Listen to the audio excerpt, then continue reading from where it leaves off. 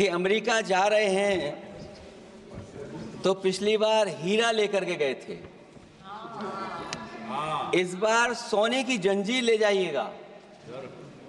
जंजीर देखकर शायद उन्हें कोई और जंजीर याद आ जाए। और हो सभापति महोदय, हो सके तो कुछ बच्चे और महिलाओं को अपने साथ तो नहीं, किसी और जहाज में साथ लेते आएगा। वो जहाज भी तो भारत का ही होगा। इतना हक तो उनका बनता ही है कि कम से कम दूसरों की ठगी से शिकार कुछ लोग तो बाइज्जत देश लौट सकें। वैसे सवाल ये भी है कि आपके रहते ऐसी ठगी कैसे फल फूल रही है। और सभापति महोदय, इस ठगी से सबसे ज्यादा अगर प्रभावित कहीं के लोग हैं तो वो गुजरात के प्रभावित लोग हैं। क्या यही सभापति हमारे विकसित भारत की तस्वीर है? यादव जी, आप सीनियर मेंबर हैं। सभापति पार्लियामेंट्री वर्ड जो आप बोलते हैं थोड़ा सा सोच समझ के बोलिएगा। ये ठगी वर्ड जो है थोड़ा सा इसको हटा दीजिएगा। सभापति महोदय, एक दूसरी तस्वीर में हम लोगों ने देखी, महाकुंभ जो 144 साल बाद एक झूठा प्रचार किया गया। 144 साल। सभापति महोदय, बोलने दीजिए। सभापति महोदय, कुछ पॉइंट रेज करा। सभापति महोदय, ये एक मिनट रुकिए, एक मिनट, जस्ट मिनट, एस्ट्रोनॉम, एक minute please, honourable member please, Yadav ji एक मिनट प्लीज, आप बैठिए। सभापति महोदय, यादव जी आप बैठिए एक मिनट, आप बोलिए। संविधान का आर्टिकल 25, 26, 27 और 28 ये कहता है कि आप किसी भी रिलीजन के खिलाफ किसी प्रकार की बातें नहीं कर सकते। ये लोग एंटी हिंदू हैं, ठीक है, ये लोग एंटी हिंदू हैं, ठीक है, पूरे कांग्रेस के। I got the point, please.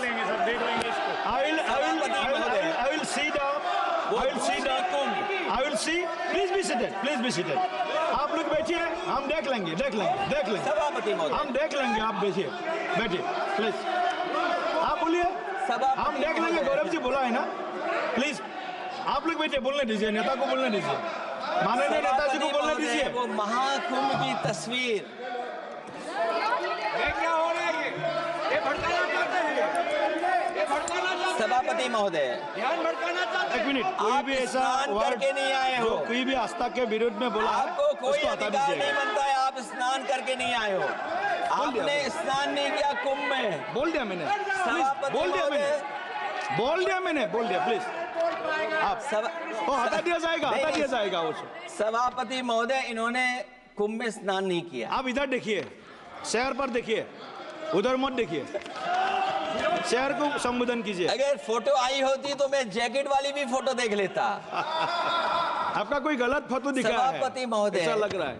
विकसित भारत की जो दूसरी तस्वीर देखी जी, वो तस्वीर न केवल हम लोगों को दुख पहुंचाती है, बल्कि तमाम वो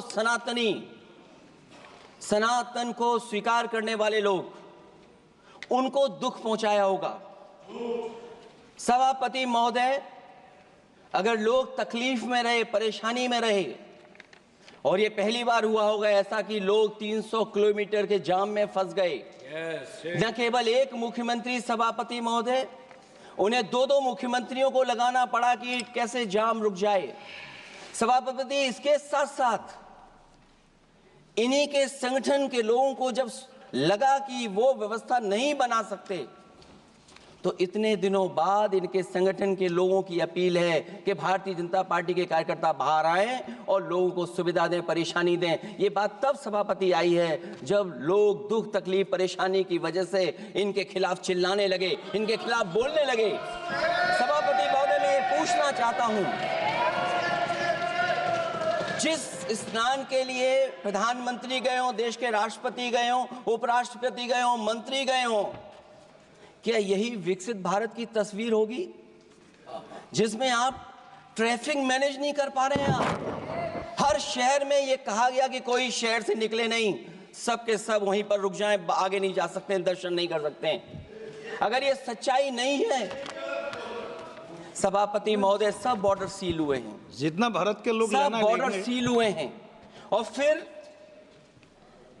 चांद पर पहुंचने का क्या फायदा जब जमीन की समस्याएं न दिखती हों आपको, जमीन की समस्याएं न दिखती हों। और सभापति महोदय, मैं सरकार से जानना चाहता हूं वो ड्रोन कहां हैं? वो जो डिजिटल इंडिया की बात कही गई थी, वो कहां है? जो लोग अभी तक इस बात की डिजिट नहीं दे पा रहे हैं कि कितने लोगों की जान गई है, कितने लोग वहां पर खो गए हैं। सभापति महोदय, इधर विज्ञापन और कार्टूनों की बड़ी चर्चा हो रही थी। मुझे याद है कि एक दिन मैंने अखबार देखा, अंग्रेजी अखबार, और मैं समझता हूँ ये माननीय सदस्य जितने लोग रहे होंगे उन्होंने वो अखबार जरूर देखा होगा, न्यूज़पेपर, और उसके फ्रंट पेज पर एक विज्ञापन था, और उस विज्ञापन की जो तस्वीर थी उसमें एक जानवर, मुझे पहचान में नहीं आ रहा, वो शायद गधा रहा होगा, वो जेल के अंदर है। मेरा मन नहीं माना, मैंने उसी दिन सरकार को जगाने के लिए लिखा, और मैं आज सभापति महोदय सरकार के माध्यम से जानना चाहता हूं कि डिजिटल इंडिया करते करते साइबर क्राइम, साइबर लूट और डिजिटल अरेस्ट कितना बढ़ गया है। और जो विज्ञापन दिया था, इस जानकारी के बाद वो विज्ञापन दोबारा अखबार में नहीं आया। वो विज्ञापन की तस्वीर मैं नहीं दिखा सकता हूं, मैं समझता हूं माननीय मंत्री जी उस विज्ञापन को जानते होंगे और देखा होगा उन्होंने। जो विज्ञापन दिया, जनता का भारतीय रिजर्व बैंक से ये सवाल है कि वो अपने ऐसे विज्ञापनों में किसको चित्रित कर रहे हैं और क्यों, और वो कहां से आया है। क्या यह कोई प्रतीकात्मक चित्रण है? यदि हां, तो वो जानवर किसका प्रतीक है? क्या उस सिस्टम का जिसके कंधे पर स्वच्छ और सुरक्षित बैंकिंग की नैतिक जिम्मेदारी है, या उस मंत्रालय का जिसको सुरक्षित बैंकिंग का दायित्व निभाना चाहिए? अगर ये चित्रण जनता को दिखाना चाह रहा है कि ये बहुत ही अनैतिक भी है, जनता इसके लिए मानहानि का दावा भी कर सकती है। अगर आरबीआई यही दिखाना चाह रहा है, तो आप अपने खाता धारकों के प्रति बैंक का ऐसा नकारात्मक रवैया न केवल आपत्तिजनक है, बल्कि घोर निंदनीय भी है। आरबीआई ऐसे विज्ञापनों से नहीं, बल्कि अपने सिस्टम को चुस्त दुरुस्त करके वह जनता में बैंकिंग साक्षरता और बैंकिंग सजगता जागरूकता अभियान चलाकर जनता को सचेत और सावधान करें।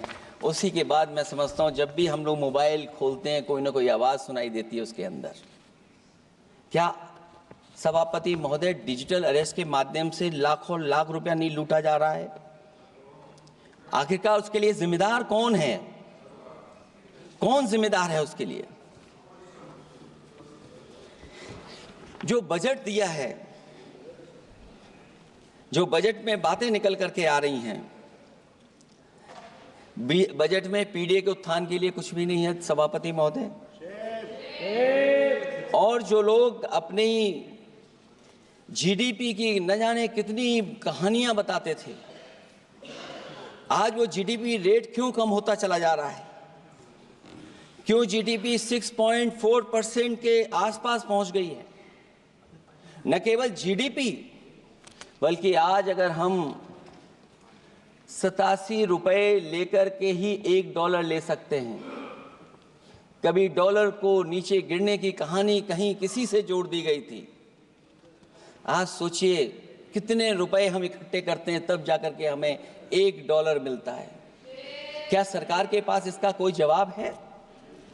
इस ग्रोथ रेट के कम होने का कारण जो सभापति महोदय मुझे समझ में आता है, वो इन्वेस्टमेंट की कमी और कंजप्शन की कमी है। ये देश की आर्थिक विकास की स्थिति पर प्रश्न चिन्ह लगाता है। और यही नहीं सभापति महोदय, जो भेदभाव बढ़ता चला जा रहा है, जो खाई पैदा होती जा रही है, इन्हीं के आंकड़े बताते हैं कि खाई कितनी है। मुट्ठी भर लोगों के पास पूरे देश की संपदा पहुंच गई। जो ज्यादा लोग हैं वो गरीब हैं, उनके जीवन यापन के लिए 80 करोड़ लोगों को आपको राशन बांटना पड़ रहा है। क्या यही विकसित भारत की तस्वीर है? और फिर दुनिया में हम पर कैपिटा इनकम में कहां खड़े हैं? अगर हम केवल सरकार से, सभापति महोदय, आपके माध्यम से जानना चाहें कि जिन परिवारों को आप राशन दे रहे हैं उन परिवारों की पर कैपिटा इनकम क्या है, और अगर विकसित भारत की तस्वीर लेकर के ये सरकार चलना चाहती है तो कम से कम सरकार की सभापति महोदय जिम्मेदारी बनती है कि जो 80 करोड़ लोग राशन पा रहे हैं उनके आपकी पर कैपिटा इनकम क्या है। एक बहुत प्रिय काम सरकार का है, इतना प्रिय है कि उसका नाम बदल करके इज्जत घर कर दिया गया। मुझे याद है कि एक छत्तीसगढ़ में बुजुर्ग मां जिसने बकरी बेच करके अपना शौचालय बनाया था, और बकरी बेचने के बाद शौचालय जब बनाया तो देश के प्रधानमंत्री जी ने उनका सम्मान किया। आखिरकार सवाल यह है कि बकरी उसे क्यों बेचनी पड़ गई? इसका मतलब यह है कि आपकी जो बनाई हुई स्कीम है वो जमीन पर नहीं पहुंच रही है, उसके लिए पर्याप्त पैसा नहीं पहुंच पा रहा है। आखिरकार पैसा क्यों नहीं पहुंचा, ये तो सरकार की जिम्मेदारी है। और फिर सभापति महोदय, जो शौचालय बनाए हैं उनमें पानी किसी में नहीं पहुंचता, क्या यही विकसित भारत की तस्वीर बनेगी?